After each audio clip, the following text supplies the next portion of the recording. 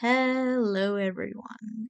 This is the Celestial Storyteller, the channel that combines astrology and storytelling. And in this video, we will look at the celestial drama taking place in the second week of February. A short disclaimer before we look at the first story. These stories depict the general energy going on at the time.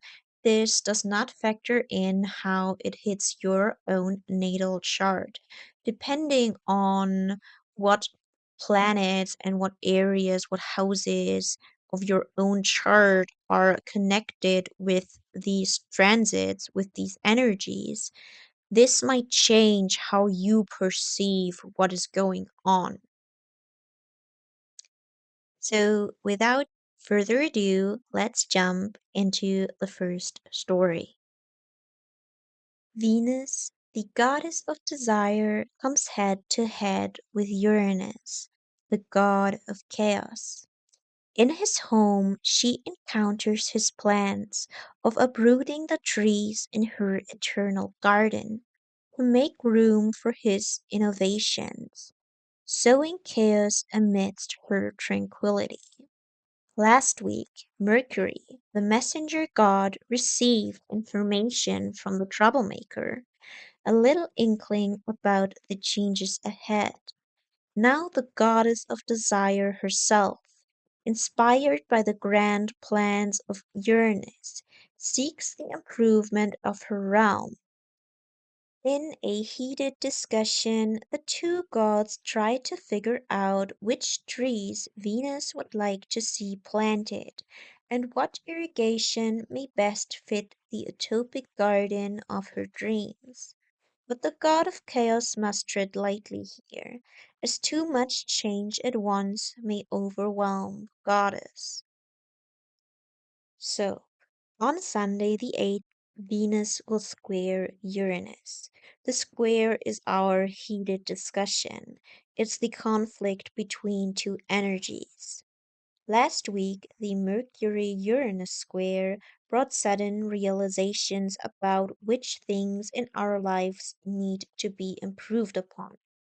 Where have we been holding on to old things that need to be overhauled? This was a mental realization, a sudden aha moment, a nugget of new, unexpected information forcing us to face new possibilities. But now Venus is squaring Uranus.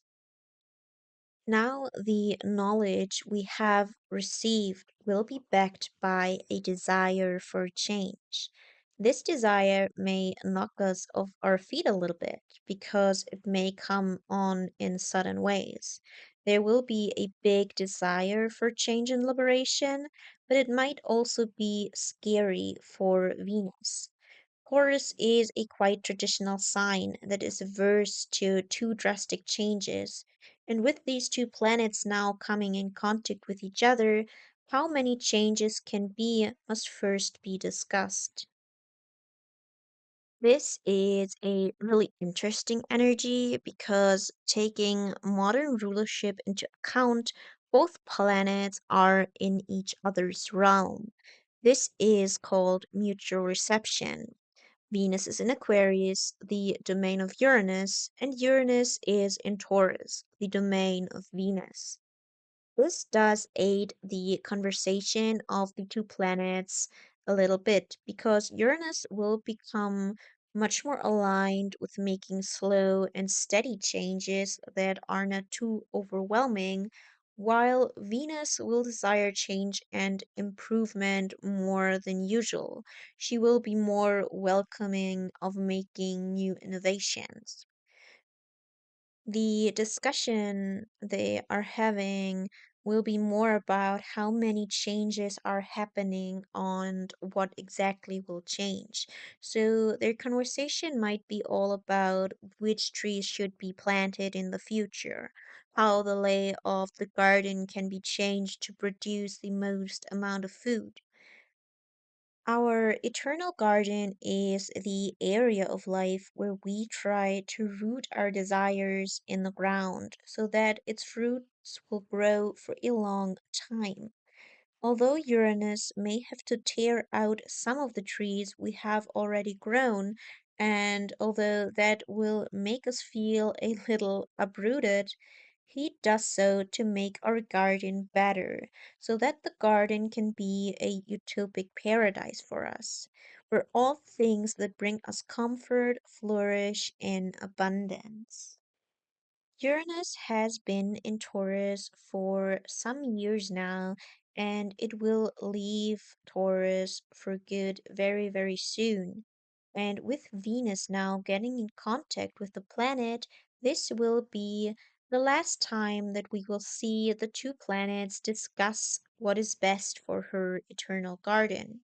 So go take a look at your own chart to see which area of life will go through some last sudden changes and think about what changes would be in line with what you want for the future.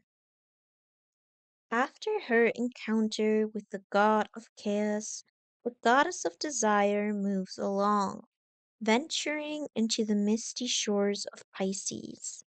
The sandy beaches she has always enjoyed, for the fog rolling over the ocean waters invites her to dream of a better world.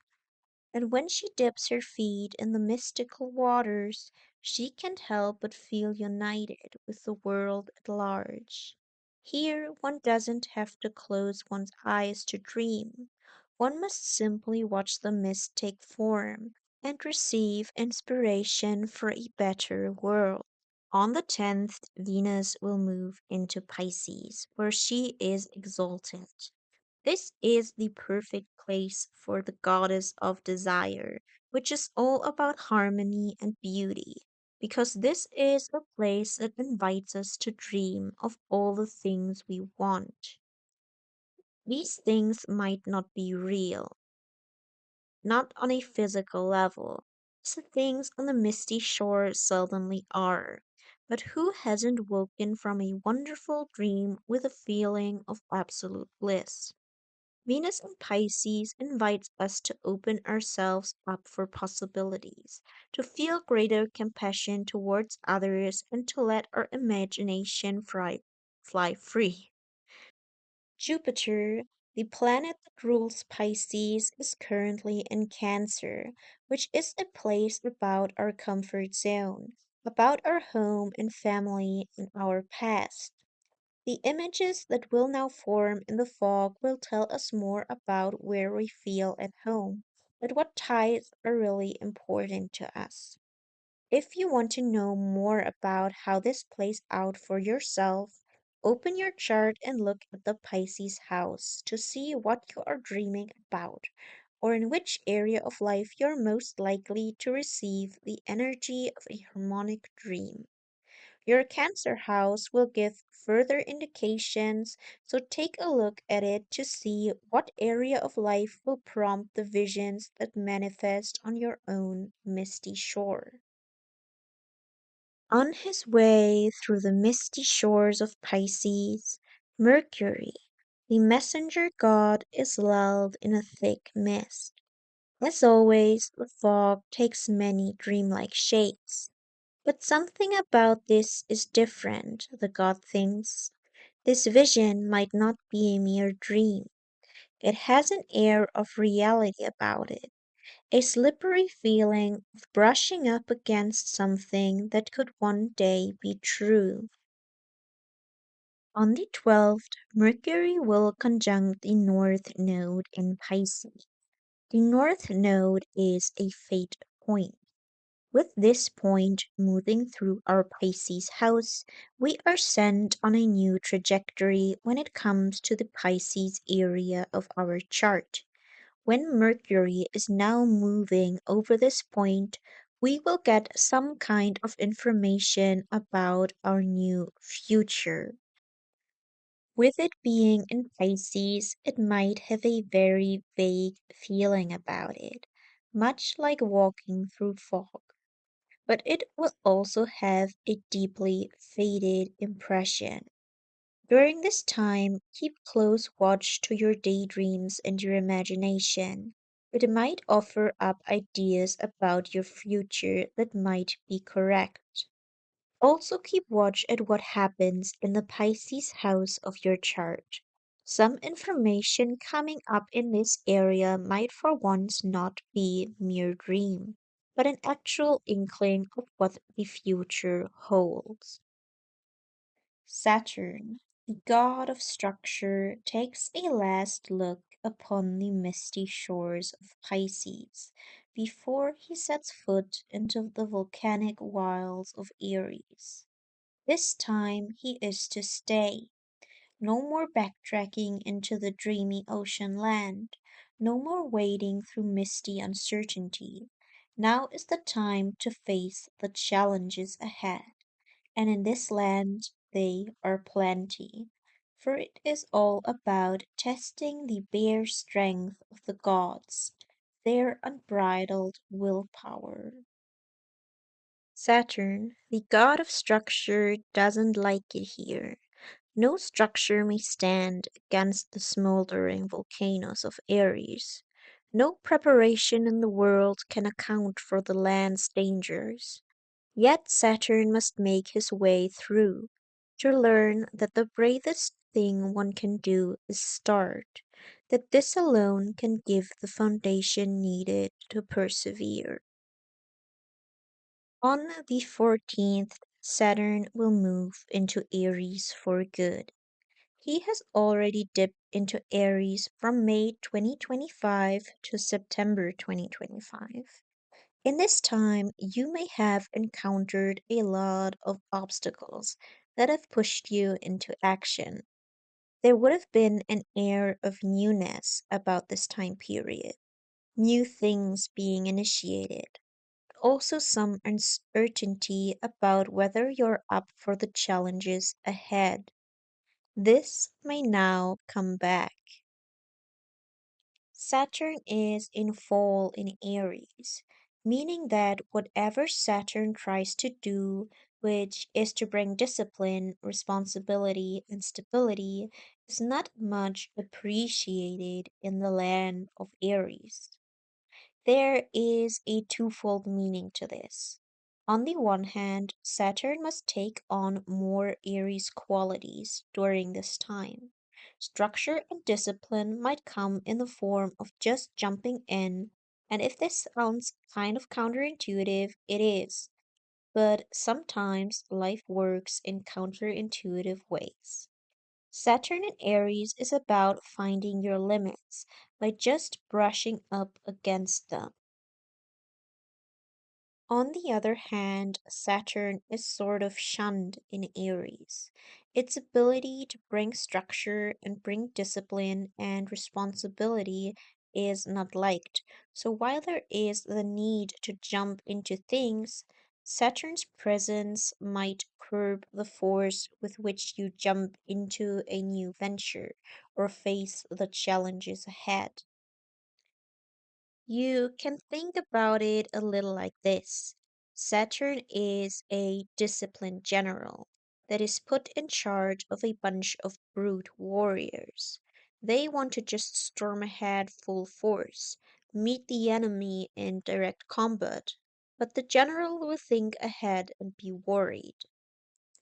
This way, he will lose too many of his warriors, so he holds them back. The warriors do not like that. But then situations come up in which the general is pressed for time and he must make rash decisions. All of this will create a very confusing stop and go situation where one part of the energy tells you to move forward while the other will hold you back. To see in what area of life this struggle will play out for you, you have to look at your Aries house. The topics that are associated with that house will give you clues as to where discipline and responsibility must be combined with initiation and bravery. This is it for today's video. Thank you for tuning in. As always, tell me what I could improve. Leave a like if you enjoyed the video or leave a comment about your personal astro drama of the week.